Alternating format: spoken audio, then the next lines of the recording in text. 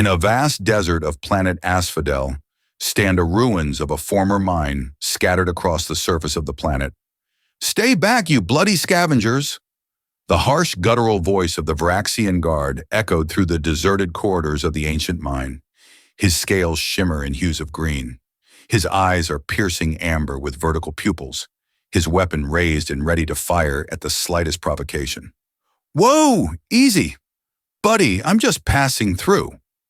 Riven Sterling, known as Riv, called back, her eyes scanning the dimly lit tunnel. She was a seasoned scavenger, or what she preferred to call adventurer, stands tall with a robust, almost masculine frame, her muscles honed from years of heavy labor and combat. Her skin is tanned from the harsh desert suns, with a smattering of scars that tell tales of battles won and lost. Her hair is cropped short, revealing sharp facial features that are softened only by her piercing emerald eyes. She is one of the few humans who dared to venture into the desolate wasteland of planet Asphodel, or what left of it.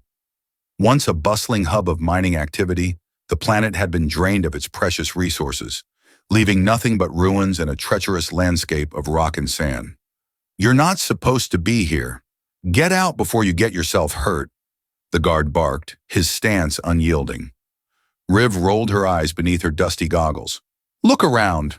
Buddy, does this looks like your home planet nor any of your territory. There's nothing here for you to guards." She gestured to the crumbling walls and rusted machinery that surrounded them. "The only thing of value left in these mines are the stories they tell." The Varaxian sneered, his reptilian features contorted in disgust. "You humans and your fascination with the past. You have no respect for the sanctity of this place." Riv stepped forward, her hand resting casually on the hilt of her plasma knife. "Sanctity? This place is a tomb, and you're just the caretaker. Let me pass, and you won't be telling any tales about the day you tried to stop Riven Sterling." The guard's eyes narrowed, and for a moment it looked like he might call her bluff. But then, with a hiss of grin, he lowered his weapon. "Fine, but if you come across any of the test subjects, you are on your own." His voice trailed off, his gaze shifting to the shadows beyond. Riv didn't need to ask what he meant. The rumors of the Varaxian's experimental war beast were enough to give even the most hardened scavenger pause. But she had a job to do, and the whispers of technology lost to time had drawn her to this forsaken place. With a curt nod, she slipped past the guard and into the abyss of the mine. The air grew colder as she descended deeper into the earth, the only sound the crunch of her boots on the gritty floor and the occasional drip of water from the ceiling. It was a stark contrast to the blistering heat of the surface, a reminder of the planet's once rich geology. Sanctity of this place, respect, coming from the Varaxian, after they using the mine's underground chambers to test their war beast? Huh, I highly doubt that, Riv said sarcastically. As she navigated the labyrinthine tunnels, she couldn't shake the feeling of being watched. Her instincts had saved her life more times than she cared to count, and they were screaming at her to be cautious. She tightened her grip on her knife, her senses on high alert. It was in one such moment of heightened awareness that she stumbled upon the creature. It lay in a crumpled heap, its black fur matted with dirt and blood, its molten silver eyes staring lifelessly at the ceiling. A war beast, a relic from a forgotten era, one that had been illegally brought to Asphodel for the Varaxians' twisted games of war. The creature was massive, easily 10 feet tall and 20 feet long, with teeth that could slice through metal and claws that could tear through the toughest of alloys. Its forehead bore the scar of a shattered telepathic control device, a grim testament to its once enslaved state, but also a confirmation that even if those Varaxians want to control the beast, they will no longer be able to do so. It basically a beast that ran loose, no restraint, nothing to hold it back if it decided to eat her. But it doesn't. For a moment, Riv just stood there, taking in the primeval beauty of the creature. It looked oddly majestic, like a fierce protector trapped within a monster's body.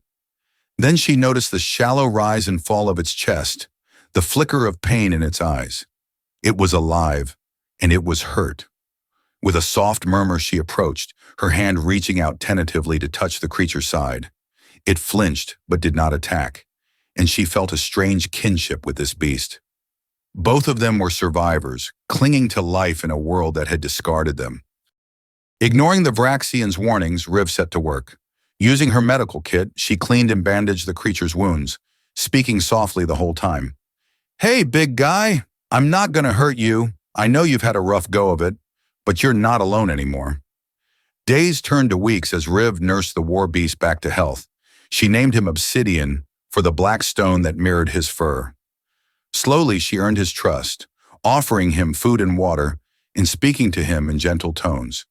He began to respond, his fierce demeanor melting away to reveal a gentle soul that had been buried beneath layers of fear and pain.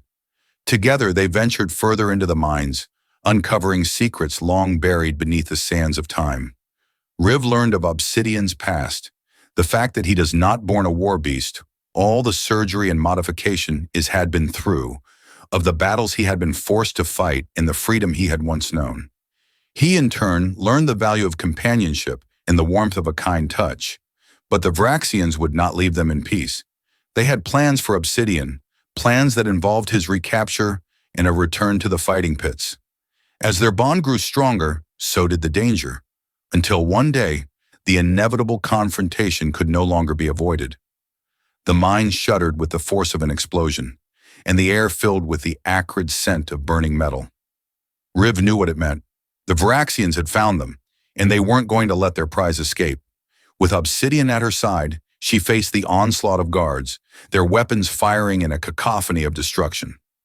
The war beast, now fully recovered, moved with a grace that belied his size, tearing through their ranks with a ferocity that was both terrifying and mesmerizing. But it was no match for the sheer numbers that the Vraxians threw at them. Riv knew they had to flee, to find a way off this forsaken rock before it was too late. In the chaos of battle, she stumbled upon a hidden chamber, a relic of the planet's past. Inside, she found a ship, long dormant but still operational. It was their ticket to freedom, if they could only make it there. Together, they fought their way through the mine, leaving a trail of destruction in their wake. The Vraxians were relentless, driven by their greed and the desire to reclaim their property. But Obsidian was fueled by something else now. The yearning for the freedom he had once known, the desire to escape the bonds that had held him for so long. As they reached the ship, the ground trembled beneath them, the mine threatening to collapse from the relentless assault. Riv turned to Obsidian, her eyes filled with hope and fear. "We have to go now." Obsidian looked back at her, his scarred forehead furrowed in thought. Then, with a low growl that seemed to resonate through the very air, he nodded. Together they sprinted into the ship, the doors slamming shut behind them as the mine collapsed in a thunderous roar. The ship roared to life, breaking through the surface of Asphodel and soaring into the stars. They had escaped, but their journey was just beginning. The universe was vast and filled with danger, but Riv knew they would face it together, for she had found more than just a treasure in those ruins. She had found a protector, a companion, and a friend. And in the end, that was worth more than all the minerals in the galaxy.